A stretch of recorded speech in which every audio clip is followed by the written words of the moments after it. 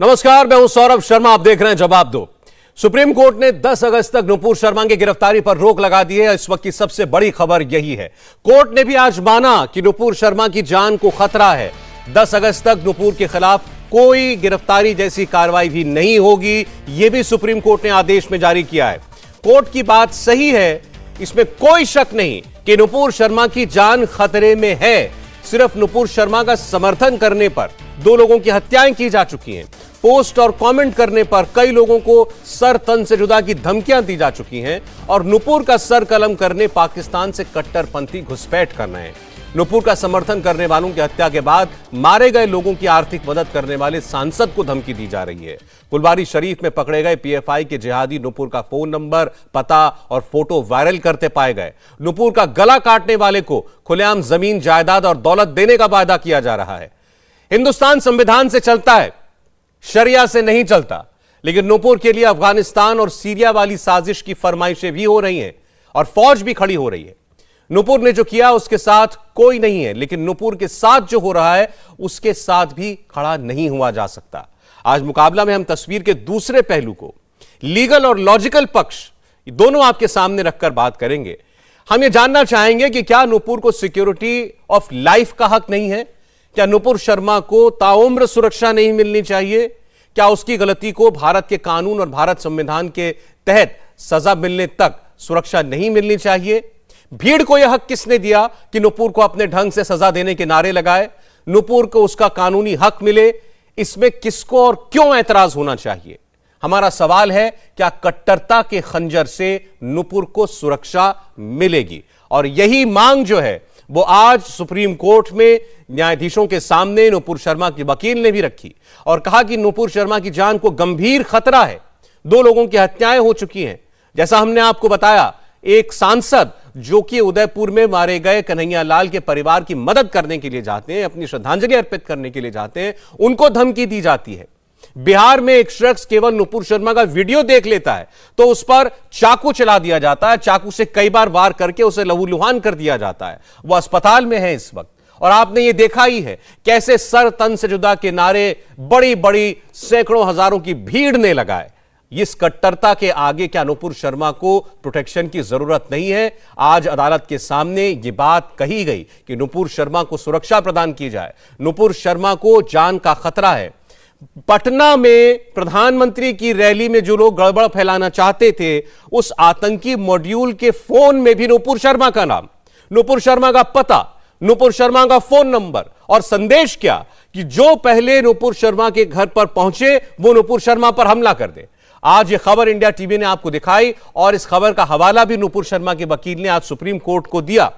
और अच्छी बात नुपुर शर्मा के लिहाज से यह रही कि आज सुप्रीम कोर्ट का रुख उनको लेकर नरम था। सुप्रीम कोर्ट ने भी इस बात को स्वीकार किया कि हां, नुपुर शर्मा की जान को खतरा है और इसीलिए वो अलग अलग राज्यों में जाकर अपने खिलाफ चल रही एफआईआर को फेस करें या वो कानूनी प्रक्रिया का वहां जाकर समर्थन करें या उसमें शामिल हों, ये नहीं है उनके लिए मुमकिन। इसलिए क्या उनका केस दिल्ली हाई कोर्ट में सारे केसेस को मिलाकर सुना जा सकता है? क्या वो दिल्ली हाई कोर्ट का रुख कर सकती हैं? ऐसा एक ऑप्शन उनके सामने सुप्रीम कोर्ट ने आज रखा भी है, जिसको उनके वकील ने स्वीकार किया। हमारे साथ इस वक्त 2 मेहमान जुड़ रहे हैं। संगीत रागी जी हमारे साथ जुड़ रहे हैं, आरएसएस से जुड़े हुए हैं, दिल्ली यूनिवर्सिटी के प्रोफेसर भी हैं। प्रोफेसर साहब, आपका स्वागत है। हमारे साथ बीएल बोरा साहब जुड़ रहे हैं, पूर्व आईपीएस ऑफिसर हैं। बोरा साहब, आपका बहुत स्वागत है इंडिया टीवी पर। और मैं बता दूं कि 117 बड़े सीनियर हमारे देश के वरिष्ठ पूर्व जज हों, आईपीएस ऑफिसर्स हों, आईएएस ऑफिसर्स हों, सेना के जनरल्स हों, सब ने एक ओपन लेटर लिखा था जिसमें कहा था कि नुपुर शर्मा के खिलाफ जिस किस्म की टिप्पणियां की गई हैं कोर्ट में वो उचित नहीं है, न्यायोचित नहीं है। उनमें वोरा साहब भी शामिल थे। और हमारे साथ एक और मेहमान जो हैं एडवोकेट फराह फैज, वो भी हमें ज्वाइन करने जा रही हैं। तो मैं फिलहाल जो है अभी शुरुआत जो चर्चा की है, मैं रागी साहब आपसे करना चाहता हूं। आखिरकार सुप्रीम कोर्ट ने आज इस बात को कंसीडर किया कि हां, नुपुर शर्मा की जान को खतरा है और उन्हें इस तरीके से मजबूर न किया जाए कि वो अलग अलग राज्यों में जाकर के वहां जाकर के पुलिस को फेस करें, इससे उनकी जान को खतरा है। देखिए सौरभ जी, ये पहले दिन से, जिस दिन से ये सुप्रीम कोर्ट की टिप्पणी आई थी, करीब करीब देश में यही मनोदशा थी, सबका निष्कर्ष और सबकी बातों का एक ही उपसंहार था कि एक महिला जो अपनी जान और अपनी इज्जत बचाने के लिए सुप्रीम कोर्ट के पास गई थी। सामान्यतः सुप्रीम कोर्ट ऐसे मामलों में बहुत ही संवेदनशील होता है और सुप्रीम कोर्ट से ऐसी अपेक्षा की जाती थी कि एक महिला यदि 10 जगह पर जाती है और ऐसी एक आइडियल जहां पर इस प्रकार का नफरत की मानसिकता हो कि प्रॉफिट के बोलने के उनके खिलाफ कुछ बोलने से, चाहे वो गलती में ही क्यों नहीं हो गया हो, लोग जान मारने पर उतारू आ रहे हैं। नुपुर शर्मा को जो लोग समर्थन दे रहे हैं उसको भी मारने के लिए उतारू हो रहे हैं, जो उनके पोस्ट को लाइक कर रहा है उसको भी मारने के लिए उतारू हो रहे हैं, जो लोग नुपुर शर्मा के समर्थन में सड़क पर आकर के कुछ कह रहे हैं उनको भी मारने और हत्या करने की बात की जा रही है। ऐसी स्थिति में ये जो टिप्पणी थी सुप्रीम कोर्ट की वो बहुत ही गैर वाजिब लगी थी। वह न तो कानून सम्मत था, न मामले की संवेदनशीलता को देकर के रखता, और सबों ने ऐसा महसूस किया कि सुप्रीम कोर्ट ने अपनी ही तय की गई मर्यादा को लांघा है, सुप्रीम कोर्ट ने अपनी ही तय की गई लक्ष्मण रेखा को तोड़ा है। और एक महिला जो ऐसी बर्बरता के खिलाफ अपने को बचाने के लिए आई थी, सुप्रीम कोर्ट ने खुला उन बहसी लोगों के आगे उनको छोड़ दिया है, जब तक ताकि राज्य भी उन्हें उतना संरक्षण नहीं देगा। तो उस दृष्टि से कहें तो सुप्रीम कोर्ट का आज का जो फैसला, आज का जो फैसला है और आज की जो उनकी टिप्पणी है वो बहुत मायने रखती हैं। और मुझे लगता है कि सुप्रीम कोर्ट ने एक बहुत अच्छा करेक्टिव मेजर लिया है। जो भी 10 राज्यों में हो, चाहे वो किसी भी की सरकारें हो और किन्हीं की बात हो, वो सिर्फ और सिर्फ इस बात के लिए होता है कि कैसे आप किसी को प्रताड़ित कर सकते हैं। तो सुप्रीम, आपने देखा कि उनके खिलाफ लुकआउट नोटिस जारी कर दिया बंगाल की सरकार ने। 9 FIR हो गए वहां पे बंगाल के अंदर, कई थानों में तो बंगाल के ही कई थानों में उनके खिलाफ FIR हुए। तो ऐसी स्थिति में लोग सवाल भी पूछने लगे, महुआ मैत्रा के खिलाफ ऐसी बातें क्यों नहीं की? महाराष्ट्र की सरकार उनके खिलाफ लुकआउट नोटिस जारी कर दी। तो ये सबको पता था कि इसमें शुद्ध राजनीति कर रहे हैं। इससे उम्मीद, जहां भी हम एक सिटीजन के नाते जब भी हम नाउमीद होते हैं तो हमारे पास माई बाप कौन है, किसके पास हम जाते हैं? जिसे लगता है ये सुप्रीम कोर्ट ही तो आसरा रह जाता है, जहां पर, जिसे हम कहते हैं और कॉन्स्टिट्यूशन भी कहता है कि supreme court is the guardian of individual rights. हमारे जो फंडामेंटल राइट्स हैं, हमारे जो राइट्स हैं, इंडिविजुअल राइट्स हैं, चाहे वो लीगली राइट्स हैं, उन सारे राइट्स का गार्जियन जो है वो सुप्रीम कोर्ट। जब सबसे हम निराश हो जाते हैं तो हम सुप्रीम कोर्ट के पास जाते हैं। और नुपुर शर्मा ने भी यही मांगा था कि हमको आप इस उत्पीड़न से बचाइए, हमें जान से मारने की धमकी मिली है, उसे हमें बचाइए। तो मुझे लगता है कि आज की जो सुप्रीम कोर्ट की टिप्पणी है बहुत संतोषजनक है। लोगों को भरोसा आएगा कि राज्य सरकारें जो हैं वो बेशक हमें भेड़ियों के आगे छोड़ दें, लेकिन सुप्रीम कोर्ट जो है हमारे मामले में संवेदनशील हुई है। सुप्रीम कोर्ट ने हमारी जान की रक्षा की जिम्मेदारी जो है वो राज्यों को कह करके, स्टेट को कह करके, मैं जब स्टेट बोल रहा हूं तो केंद्र सरकार और राज्य सरकारें दोनों शामिल हैं। ठीक है प्रोफेसर साहब, उनको यदि सुप्रीम कोर्ट डायरेक्टर देती है तो ये बहुत ही एक शुभ लक्षण है। अब 10 अगस्त को इस मामले की अगली सुनवाई होगी और एक और जो बड़ी बात नुपुर शर्मा के हवाले से यह है कि 10 अगस्त तक उनके खिलाफ कोई पुलिस कार्रवाई नहीं की जा सकती, यानी उनको गिरफ्तार नहीं किया जा सकता। तो यह भी उनके लिए एक बड़ी राहत की बात होगी, वरना कोई पुलिस जो है अपनी टीमें भेजे, और ऐसी कोशिशें भी पीछे जो है की गई हैं और राज्य की पुलिस के द्वारा कि उनको पकड़ के अपने साथ ले जाया जा सके, हालांकि ऐसा हो नहीं पाया था। हमारे साथ 2 मेहमान और जुड़े हुए हैं। हमारे साथ विजय शंकर तिवारी जी भी जुड़ गए हैं। अब तिवारी जी, आपका स्वागत है, और मेजर जनरल राजन कोचर साहब भी हमारे साथ जुड़ गए। कोचर साहब का भी स्वागत है। आपने भी आपत्ति की थी, जो टिप्पणियां हुई थी 1 जुलाई को कोर्ट में, उसके खिलाफ। लेकिन पहले मैं वोरा साहब के पास जाना चाहता हूं। वोरा साहब, केवल और केवल पुलिस के नजरिए से, कानून के नजरिए से मैं आपसे पूछूं, अगर आज अदालत के अंदर नुपुर शर्मा के वकील ने आर्टिकल 21 इन्वोक किया, यानी नुपुर शर्मा को उनके जीवन का अधिकार है या नहीं है, यह सवाल आज अदालत के सामने रखा गया है कि जब हम देख रहे हैं देश भर के अंदर हजारों की तादाद में लोगों ने सर तन से जुदा के नारे लगाए हैं। 2 लोगों की हत्याएं हो चुकी हैं। आज नुपुर शर्मा आए आए स्टैंड विद नुपुर शर्मा, ये बात बोलना, कहीं लिख देना सोशल मीडिया पर, ये अपनी जान के ऊपर खतरा बुलाने के बराबर बना दिया गया है कुछ तत्वों के द्वारा। ऐसे में नुपुर शर्मा को क्यों ना मिले प्रोटेक्शन? बिल्कुल आप गौरव सही कह रहे हैं।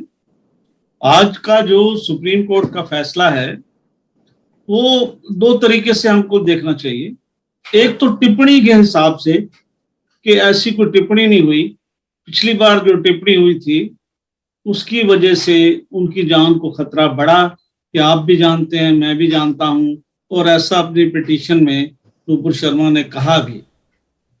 दूसरा उसका कानूनी पहलू, तो कानून के मुताबिक, कॉन्स्टिट्यूशन के मुताबिक आज सुप्रीम कोर्ट ने फैसला लिया और सही फैसला लिया।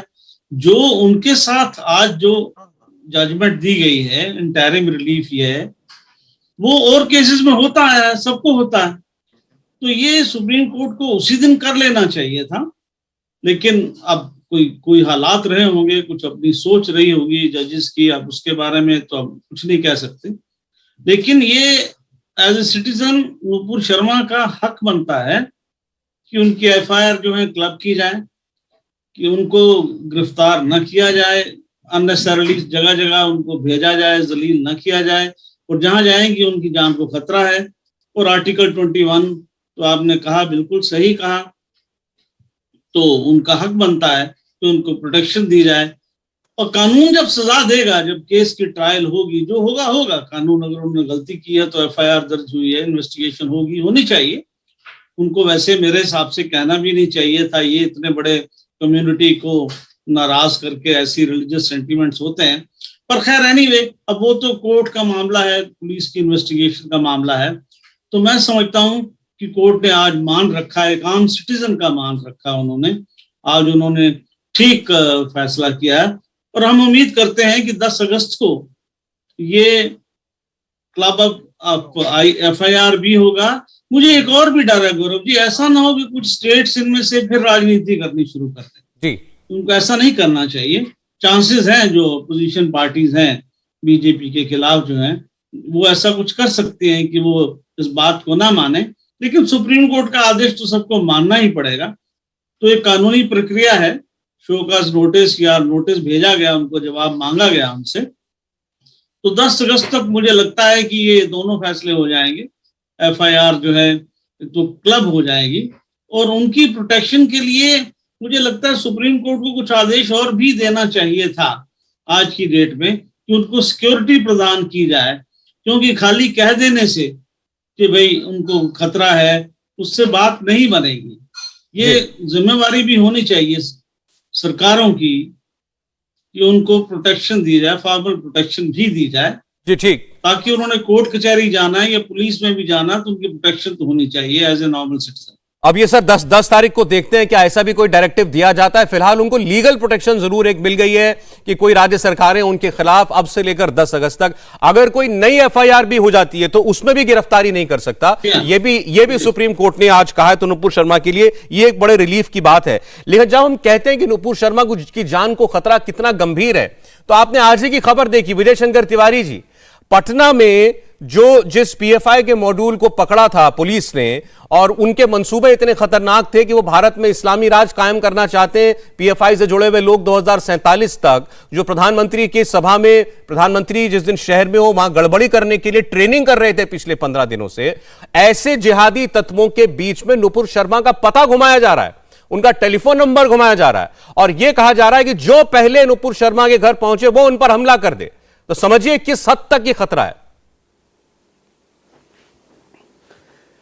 सरोज जी, मैं तो अभी आपने ले लिया नाम बिहार का पीएफआई का विषय, मैं लेने वाला था कि आप नुपुर शर्मा के उस विमर्श के बाद जो सारे देश भर में नुपुर शर्मा के खिलाफ जो मुकदमे दायर किए, उनके खिलाफ जो थाने में मुकदमे दर्ज हुए हैं और जिसके लिए नुपुर शर्मा सुप्रीम कोर्ट गई थी, वो विषय हो, चाहे वो अभी जो लोग पकड़े गए हैं 2047 तक भारत को इस्लामिक राष्ट्र बनाना है, उसके लिए जो वहाँ प्रशिक्षण हो रहा है, वहाँ जो वहाँ पर स्लीपर सेल खड़े किए जा रहे हैं।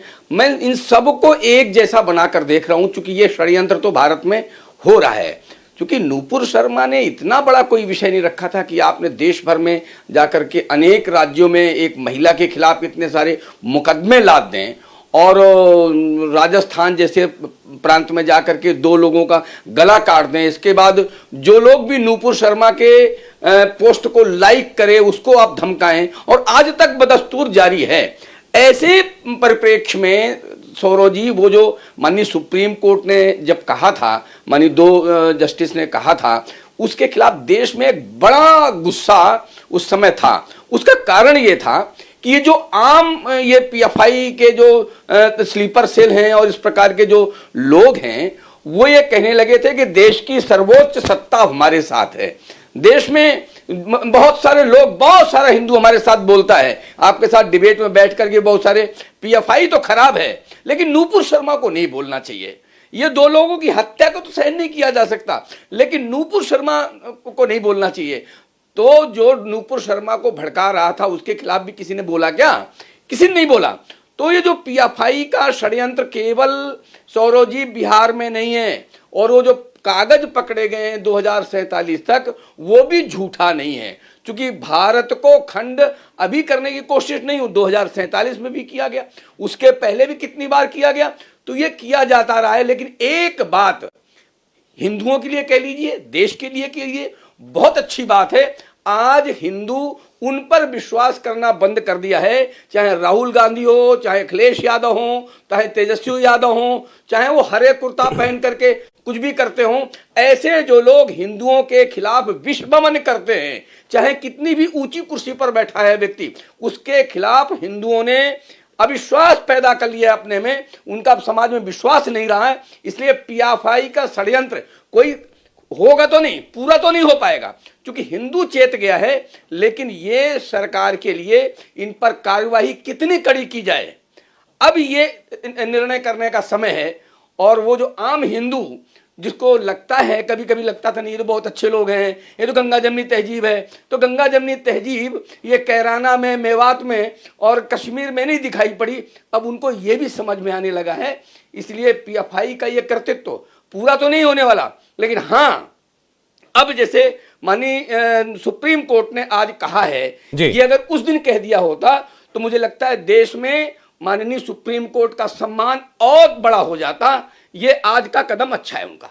चले मैं बाकी दोनों मेहमानों के पास चलूं, एक बार रागी जी के पास फिर मैं जाना चाहता हूं, क्योंकि जो बात अभी वोरा साहब ने उठाई सुरक्षा की, कि अगर नुपुर शर्मा की प्रोटेक्शन को लेकर के, फिजिकल प्रोटेक्शन को लेकर के भी सुप्रीम कोर्ट कोई निर्देश देता तो और अच्छा होता, या आगे कम से कम दे। क्योंकि ऐसे मामलों में हम अनेक जगह अनेक बार ऐसा देख चुके हैं कि मामला ठंडा होने के बाद भी व्यक्ति के ऊपर जान का खतरा बना रहता है। मुझे उदाहरण देने की जरूरत नहीं है, कमलेश तिवारी का नाम सब जानते हैं, संगीत रागी साहब। ऐसे में कहीं तो प्रावधान होना चाहिए, प्रोटेक्शन फॉर लाइफ, ऐसे लोगों को जिंदगी भर स्टेट प्रोटेक्ट करे। देखिए, नवीन जहां रह रहे हैं, नवीन के यहाँ करीब करीब रोज रेकी वगैरह हो रहा है उनके घरों की, वो भी दिल्ली पुलिस से गुहार लगा रहे हैं। और मुझे लगता है कि उनकी सुरक्षा भी बढ़ाई जानी चाहिए। और मैं बिल्कुल सहमत हूँ वोरा साहब से कि राज्य को चाहिए, सुप्रीम कोर्ट को चाहिए था कि उनके प्रोटेक्शन के लिए एक राज्य को आदेश देते।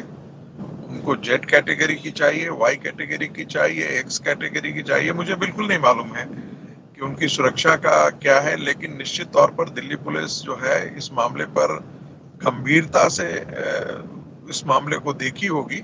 और सुप्रीम कोर्ट को चाहिए था कि दिल्ली पुलिस कमिश्नर को आदेश दे कि उनकी सिक्योरिटी में कोई खामी न रहे, उनके परिवार को कोई खरोच न लगे। ये सब चीजें सुनिश्चित करने का आदेश यदि सुप्रीम कोर्ट की तरफ से आता तो बहुत अच्छा था। और प्रक्रिया का पालन करने से बेहतर, प्रक्रियाओं का पालन, ठीक है, सुप्रीम कोर्ट इसमें बेहतर जानती है कि जब तक कॉज ऑफ एक्शन नहीं हो जाता है तब तक हम क्या कर सकते हैं। लेकिन यदि सुप्रीम कोर्ट इस नई एफिडेविट पर ही और तुरंत एफिडेविट लेकर के सारे राज्यों से उनके खिलाफ जो कोस है जो 10 अगस्त की बजाय यदि आज ही कर दी होती जी, तब भी अच्छा होता। मेरे समझ से वो कुछ गलत नहीं होता, मैं कानून का जानकार नहीं, फिर वो कह रहा हूं कि एक सामान्य ज्ञान ये बताता है कि मामला पिछले 1.5 महीने से चल रहा है, 1.5 महीने से एक महिला पर खतरा है। दो ही जी रागी साहब, ठीक है, उनके पास दोबारा चलेंगे। क्या उनका मानना यह है कि आज ही अगर सुप्रीम कोर्ट से इस मामले का निपटारा हो जाता तो यह बेहतर था, और इस बात में भी कोई शक नहीं कि आप देखिए जितने भी कई हफ्ते हो चुके हैं अब इस प्रकरण को, आप समझें कि एक महिला के ऊपर क्या बीत रही है। यह बात अलग है कि उन्होंने जो बोला अगर वो अपराध की श्रेणी में है तो पुलिस कार्रवाई करे, इसका भी निर्देश सुप्रीम कोर्ट ने दे चुका है, कोई उसके खिलाफ नहीं है। सवाल एक महिला की जान का बना हुआ है। मैं जाना चाहता हूं एडवोकेट फराह फैज के पास।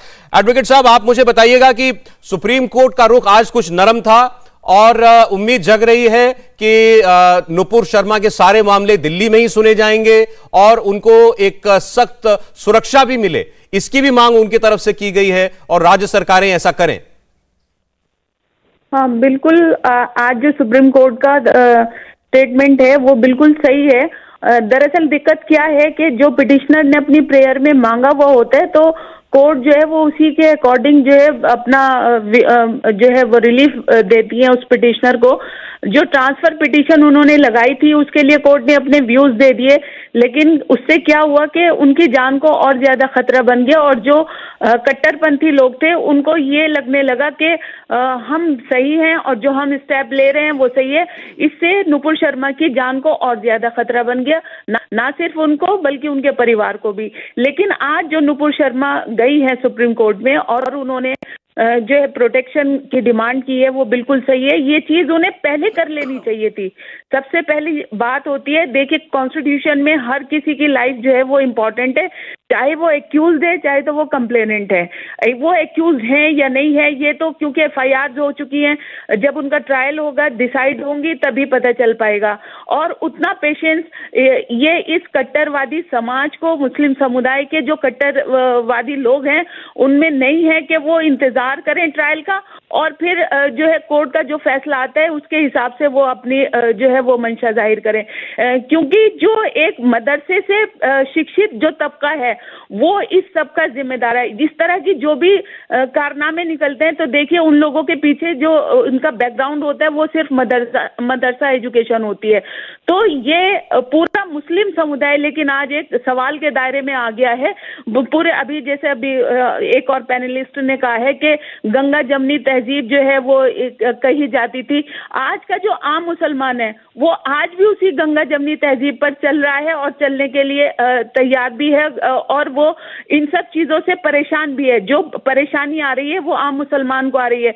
जो मदरसों से शिक्षित वर्ग है उनको कोई परेशानी नहीं है क्योंकि उनको तो फंडिंग होती है बाहर से। मैंने दारुल उलूम के खिलाफ जो वो फंडिंग अब्रॉड से लेते हैं उसके खिलाफ भी PIL फाइल किया हुआ है सुप्रीम कोर्ट में। ये सब चीजों की तो बहुत पहले जांच हो जानी चाहिए थी, इन सब चीजों पर रोक होनी चाहिए थी क्योंकि हमारे देश में जो लिबरल एक है या ह्यूमन राइट्स जो है उनका बहुत ज्यादा बोलबाला है। इस वजह से ये तबका जो है खुलेआम फिरता है। ये फ्रीडम ऑफ स्पीच का बहाना लेकर के, फ्रीडम ऑफ रिलीजन का बहाना लेकर के ये सारी चीजें करते रहते हैं, जबकि ऐसा नहीं होना चाहिए। इन खिलाफ सख्त कार्रवाई होनी चाहिए और जल्दी होनी चाहिए। नुपुर शर्मा को बिल्कुल प्रोटेक्शन मिलना चाहिए, उसके परिवार को प्रोटेक्शन मिलना चाहिए। उन्होंने क्या कहा, क्या नहीं कहा, क्यों कहा, क्या सर्कमस्टेंसेस थे, ये सब ट्रायल में डिसाइड होगा और हमें उस चीज का इंतजार करना चाहिए कि ट्रायल कंप्लीट हो। सबसे पहले तो इन्वेस्टिगेशन कंप्लीट हो, फिर उसके बाद ट्रायल कंप्लीट हो। उस तक के लिए हमें सब्र और तहम्मुल का काम लेना चाहिए। मगर ये जो वर्ग है, मुल्ला मौलवी वाला वर्ग जो है, वो इस चीज का इंतजार करने के लिए बिल्कुल तैयार नहीं है। तो मैं आपसे यही मैं समझना चाहता हूं फिर फराह फैज जी, एक चीज आपने जिस ओर इशारा भी किया कि ये मदरसे से पढ़े हुए निकले हुए कट्टरपंथी मुस्लिम समाज के जो तत्व हैं इनसे बचाना है नुपुर शर्मा को। तो मुझे ये बताइए, अदालत चाहे सजा दे दे नुपुर शर्मा को, अदालत चाहे बरी कर दे उनको, किसी भी सूरत में क्या कभी नुपुर शर्मा पर से खतरा टलने वाला है? नहीं, ये उनकी life for the whole life उनका ये टेरर बरकरार हो गया है। उनकी जान को हमेशा के लिए खतरा बन गया है, क्योंकि ये वो वर्ग है, मैं झेल चुकी हूँ इस वर्ग को। ये वो वर्ग है कि अगर मामला निपट भी जाता है, कोर्ट से डिस्पोज ऑफ भी हो जाएगा केस, तो आप ये मत सोचिए कि खतरा खत्म हो गया है। ये लोग कभी भी उनको जो है वो हार्म पहुंचा सकते हैं, कोई भी इंजरी कर सकते हैं, ये उनका सर तन से जुदा भी कर सकते हैं। मैंने खुद झेला है। 3 तलाक का कब का मुकदमा खत्म हो चुका है, हम आज तक उसके कॉन्सिक्वेंसेस मैं और मेरा परिवार झेल रहे हैं।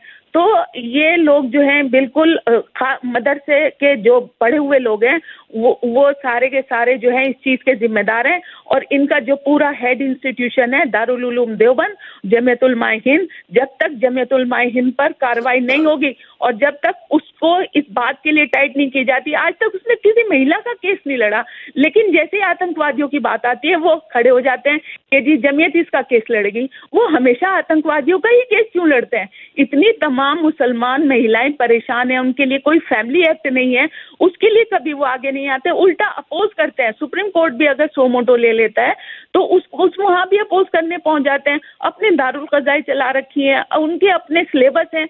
मैंने कई बार सिलेबस को उनके सिलेबस को पॉइंट आउट किया है कि ये मदरसों में ये पढ़ा रहे हैं देश के खिलाफ। अगर आप उनका सिलेबस में ही ये सब चीजें हैं तो वहां के पढ़े हुए बच्चे को आप कैसे कह सकते हैं कि उसकी मानसिकता जो है देश विरोधी नहीं होगी? वो देश विरोधी है। वो सिर्फ और सिर्फ ये कहते हैं, धर्म का गलत इस्तेमाल करते हैं। जो चीजें इस्लाम का हिस्सा नहीं है, जो चीजें अल्लाह के इस्लाम का हिस्सा नहीं है, उसको डिस्टॉर्ट करके उनके दिमागों में भरते हैं। 18-18 साल जब एक बच्चा वहां से पढ़ के आएगा, वो पूरा परिपक्व वहां से होके आता है। आप उसको कितना ही सही करने की कोशिश कर लीजिए, वो सही नहीं होगा। और इसका पूरा खामियाजा पूरी जो मुसलमान कौम है वो भरती है। इन लोगों को तो कोई फर्क इसलिए नहीं पड़ता क्योंकि फ्री की रोटियां खाते हैं। मस्जिद और मदरसों में इतना डोनेशन, इतना चंदा, इतना सब लोग सपोर्ट करते हैं, इतना पैसा देते हैं कि इनको काम करने की जरूरत नहीं होती। कभी किसी मुल्ला मौलवी का कोई भी आपको वो फराजी, कई सारी बातें आपने कही है, मैं इस पर आगे दोबारा आऊंगा और मेहमानों के पास भी आपकी बात को ले जाऊंगा। एक मेहमान चूंकि रह गए, उनका कमेंट ले लूं। जनरल कोचर साहब हमारे साथ हैं। जनरल साहब, अभी आप एडवोकेट फराह फैज को सुन रहे थे, उन्होंने कहा कि नुपुर शर्मा को ताउम्र अब सावधान रहना पड़ेगा। ये स्टेट की जिम्मेदारी है कि उनको सिक्योरिटी मिले।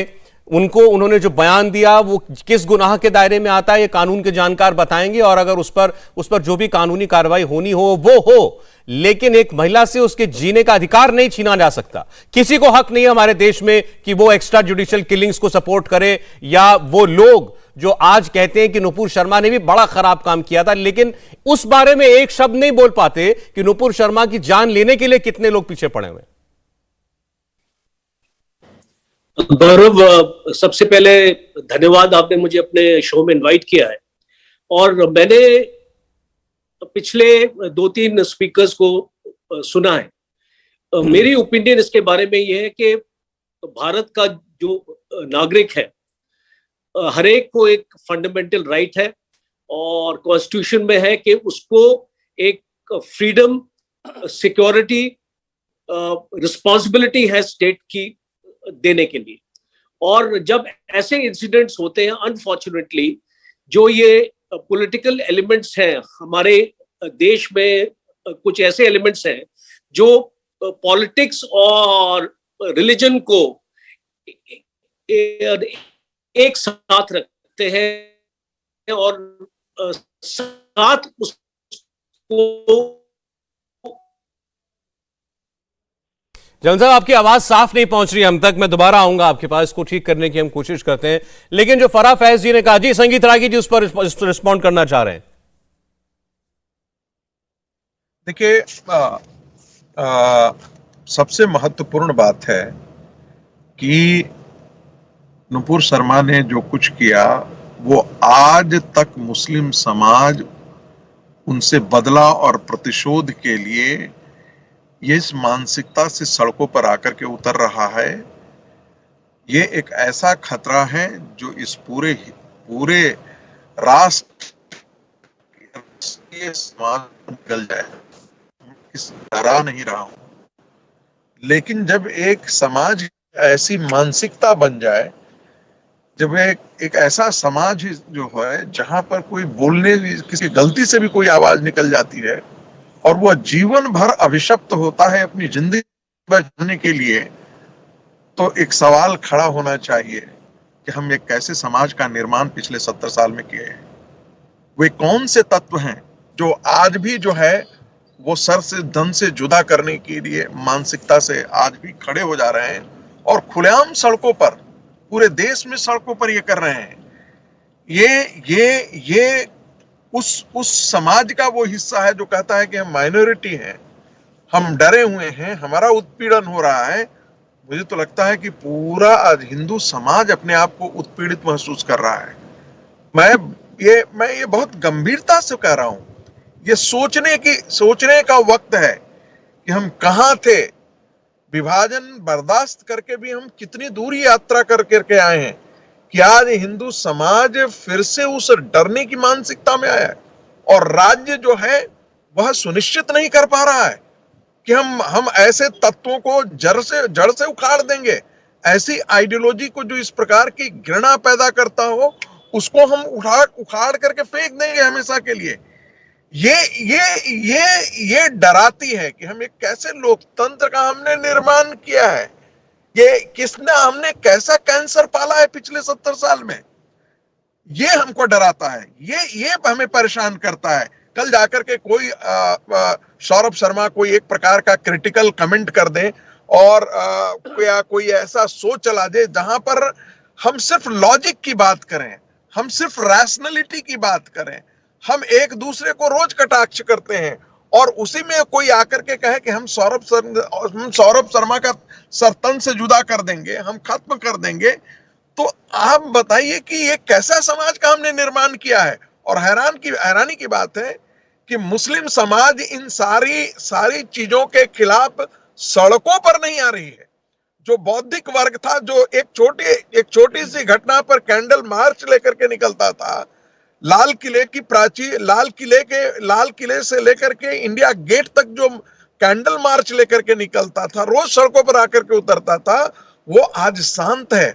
उसे लगता नहीं है कि डेमोक्रेसी को हमारा खतरा है, उसे लगता नहीं है कि ह्यूमन राइट्स का खतरा है, उसे लगता नहीं कि हम भारत में एक ऐसे समाज का निर्माण कर चुके हैं, करना नहीं है। ये हम ऐसे समाज का वातावरण हमने पैदा कर दिया है जहां पर हम एक प्रकार का हम कह सकते हैं कि रैशनल थिंकिंग हमने खत्म कर दी है, बाधित कर दी है। और जो रैशनल थिंकिंग की बात कर रहा है आज वही कटघरे में खड़ा है। उसे यह आरोप नहीं है। क्या आप विश्वविद्यालयों से टेररिज्म और पॉलिटिकल इस्लाम को आप खारिज कर देंगे? क्या जो विश्वविद्यालय में, दुनिया के विश्वविद्यालयों में सब पढ़ाई जा रही है, पुस्तकें पढ़ाई जा रही हैं, रोज रिसर्च आ रहे हैं, इस्लाम के नाम पर कैसी कैसी क्रूरता हो रही है, क्या सारे कल वो भी ब्लास्फेमी की कैटेगरी में आएंगे? मैं एक बहुत बड़े विमर्श के लिए इस पूरे देश को आमंत्रित कर रहा हूं। जरा सोचिए, कभी अंधेरे में अपनी आत्मा की अंतरात्मा से आवाज पूछिए कि क्या हम मध्ययुगीन मानसिकता में जीने के लिए अभिशप्त हैं? क्या इसी भारत का निर्माण हमने किया है 70 साल में? रागी साहब, आपने जो कहा उसका एक पहलू, क्योंकि आपने एक वृहद बात कही है, उसमें से आपने एक बात कही कि कहीं बड़े पैमाने पर क्यों मुस्लिम समाज के रूप से इसका प्रतिकार नहीं किया गया, क्यों ऐसे कैंडल मार्च इस बार नहीं निकाले गए। मैं एक बार फिर फराह फैज जी के पास जाता हूं, क्योंकि आपने कहा कि आम मुसलमान भी अपने आप को कहीं ना कहीं प्रभावित पाता है ऐसे जिहादी तत्वों से। तो बाहर निकलकर ऐसी घटनाओं के खिलाफ क्यों नहीं लोग बोले? क्यों आपने कहा तो देवबंद बोले, जमात इस्लामा बोले, जो यूनिवर्सिटियां हैं वहां के छात्र बाहर निकले, AMU के छात्र बाहर निकले, जामिया के छात्र बाहर निकले और बोले कि हमारे नाम पर जो किया जा रहा है ये गलत है। सौरभ भाई, बस इसकी एक ही वजह है कि ये जो सोशल बाइकॉट करते हैं, देखिए मदरसों की पहुंच जो है वो हर गली में, हर मोहल्ले में और हर घर में है। हर गली में मस्जिद है, मदरसा है और मस्जिद में सब लोग नमाज पढ़ने आते हैं। और कितना भी कोशिशें की गई हैं, लेकिन आज भी हमारी जो सोसाइटी है वो मेल डोमिनेंट सोसाइटी है। सारे मेल जो हैं वो मस्जिदों में नमाज पढ़ने जा रहे हैं। मस्जिदों में जो इमाम हैं, जो नमाज पढ़ाने वाले हैं, जो जुमे का खुतबा करते हैं, जो मेंबर पर बैठ करके लोगों को एड्रेस करते हैं, वो कहाँ के पढ़े हुए हैं? वो मदरसों के पढ़े हुए हैं। तो वो मदरसों से जो पढ़ कर के आए हैं वो सिर्फ लोगों को वही सिखाएंगे, वही बताएंगे और वही समझाएंगे। तो आप कैसे उम्मीद कर कर सकते हैं कि वो मदरसों के खिलाफ होकर के और ये गंगा जमनी तहजीब का जो है वास्ता देंगे और ये कहेंगे ये सब मत करिए, क्योंकि वो तो वही मानसिकता लेकर के आए हैं ना वहां से, तो वही सब वो सोसाइटी को भी देंगे। लेकिन जो सोसाइटी का आम आदमी है वो डुअल माइंडेड हो रहा है, वो डिलेमा में है कि वो क्या करे क्या ना करे। उसे अपनी रोजी रोटी भी कमानी है, उसे अपने घर परिवार को भी पालना है, इसलिए वो शांत है, चुप है कि हम अगर इधर की कहें, देश की कहेंगे तो अगले टाइम उसका मस्जिद में घुसना जो है मना हो जाएगा, बाइकआउट हो जाएगा, कोई सोसाइटी का आदमी उसके घर में आना जाना बंद कर देंगे। वो जो सोशल बाइकआउट है वो झेलने की हर किसी में कैपेसिटी नहीं होती। आप इनकी पहुंच का अंदाजा नहीं लगा सकते। मैं एक आइसोलेटेड फैमिली का हिस्सा बन करके पिछले कई सालों से जिंदगी गुजार रही हूँ। एक अकेली बेटी के लिए मारी मारी फिरती हूँ, आज यहाँ से सिक्योरिटी मांगती हूँ, कल वहां से सिक्योरिटी मांगती हूँ। एक अकेली बच्ची को कैसे पाल रही हूँ ये मुझे पता है। तो हर किसी में नहीं हिम्मत है कि अपने बच्चों को दांव पर लगा दे, अपनी फैमिली को दांव पर लगा दे और इनका सामना करे। इनकी पहुंच बहुत ज्यादा है। ये तो सिर्फ और सिर्फ तब तक नहीं हो सकता जब तक सरकार जो है वो स्ट्रॉन्ग पॉलिटिकल विल के साथ में सामने ना आए, जो मदरसे हैं उनके सिलेबस को जो है वो रेगुलेट ना करे, वो चेक ना करे कि सिलेबस में क्या पढ़ाया जा रहा है। और ये बहुत टाइम टेकिंग प्रोसेस है। ये आज एक्शन ले ले और आज ही इसका रिजल्ट आ जाएगा, ये वो वाला प्रोसीजर नहीं है। इसमें टाइम लगेगा और इसमें बहुत स्ट्रॉन्ग विल, पॉलिटिकल विल जो है वो हमें करनी पड़ेगी। हमें वोट बैंक पॉलिटिक्स को बोलना पड़ेगा और मुसलमान कौम जो है वो इस यहाँ का सेकंड मोस्ट पॉपुलेटेड कम्युनिटी है और ये तबका अगर खराब है, बहुत सारे लोग मजबूरी में या तमाशबीन बन के इनके प्रोटेस्ट में जाते हैं और जा करके वो फिर सालों साल एनएसए को फेस करते हैं, जो है वो सारी धाराओं को, मुकदमों को फेस करते हैं, लेकिन ये कभी उनके सपोर्टर बन के नहीं आते। तो जो फंस जाता है और उसको तो अकल आ जाती है, वो आगे से इनका हिस्सा नहीं बनता। लेकिन बाकी सब लोग फिर भी ये इस तरह से गुमराह करते हैं, इस तरह से हिप्नोटाइज करते हैं कि लोगों को इनके साथ आकर के खड़ा होना पड़ता है। ये सबसे बड़ी विडंबना है इस कौम के साथ में। ये कौम हमेशा से इस्तेमाल हुई है। जब असदुद्दीन ओवैसी जैसे लोग माइक से खड़े होकर के ला इलाहा इल्लल्लाह, अल्लाहु अकबर, नाराए तकबीर और ये सब चिल्लाएंगे और हम तुम्हारे आका हैं, और ये देखिए वो बहरूपिया आदमी कभी तो जो है पगड़ी बांध करके आता है, कभी गोल टोपी के साथ आ जाता है, कभी अचकन पहन के आ जाता है। अरे आप ये क्यों नहीं कहते कि मदरसा एजुकेशन ये ठीक है, ये सेकंड नंबर पे होने चाहिए। अगर ये वाकई में इस्लामिक लोग हैं तो मदीना चार्टर इन्हें बताना चाहिए लोगों को। मदीना चार्टर हमारे हुजूर हमारे प्रॉफिट सल्लल्लाहु अलैहि वसल्लम ने इंट्रोड्यूस किया हुआ था और उसमें क्लियरली कहा हुआ है कि nation is on the first priority.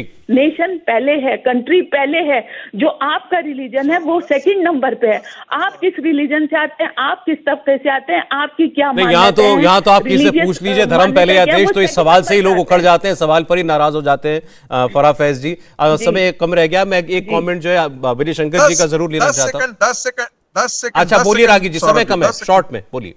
देखिए सौरभ जी, यदि आप नुपुर शर्मा और उसके बाद कन्हैया लाल की जो घटना हुई, मर्डर हो, उसको यदि आप एक घटना के रूप में लेते हैं तो आप बहुत बड़ी गलती कर रहे हैं।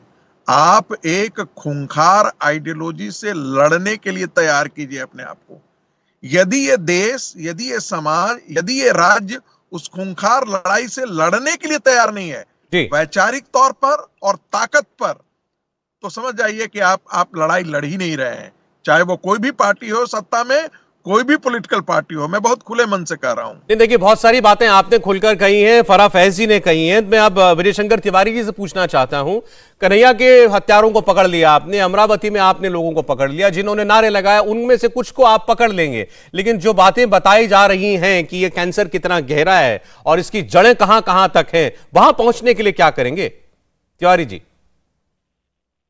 देखो सौरभ जी, अभी तो केवल आप कन्हैया और उमेश की बात कर रहे हैं। देश भर में रोज लोग मारे जाते हैं, रोज ये लोग कत्ल करते हैं और रोज पकड़े जाते हैं। ये इनका एक क्रम बन चुका है और इनके लिए करने की बड़ी आवश्यकता ये कि समाज और सरकार दोनों मिलकर के इनके खिलाफ जब प्रयास करेंगे तब बात बनेगी।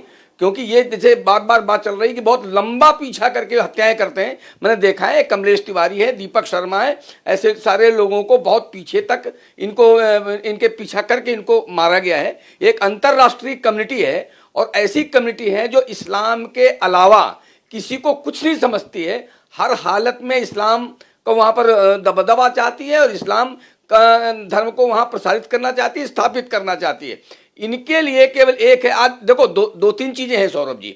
अभी आपने जैसे देखा यहाँ पर अजमेर शरीफ में या यहाँ पर आपके निजामुद्दीन में जो दरगाह है, दरगाह से कुछ बयान है, अब वहाँ हिंदुओं ने जाना बंद कर दिया है। अब हिंदुओं के सामने एक उपाय है, वही उपाय है कि इनको किसी भी हालत में निस्तेज करना, इनका बायकॉट करना और सरकार इनके खिलाफ कड़े उपाय करे, तब कहीं जाकर के इनको साधा जा सकता है, इन पर लगाम लगाई जा सकती है। मैं इतना ही था, बहुत शुक्रिया करूंगा मैं आप लोगों का आज चर्चा में आने के लिए। संगीत रागी जी, फराह फैज जी, वीरशंकर तिवारी जी और BL बोहरा साहब आपका। जैसे सब लोगों ने कहा है कि नुपुर शर्मा को आज सुप्रीम कोर्ट की तरफ से जो गिरफ्तारी से फौरी राहत मिली है वो एक अच्छी बात है। अब देखना होगा उनकी जो दूसरी अपील है कि उनको जगह जगह अलग अलग राज्यों में जाकर के कम से कम खतरा मोल ना लेना पड़े, तो उस पर 10 अगस्त को सुप्रीम कोर्ट क्या कहता है। इंडिया टीवी हर वक्त हर जगह डाउनलोड करने के लिए सर्च करें India TV news Google play store या ऐप स्टोर पर।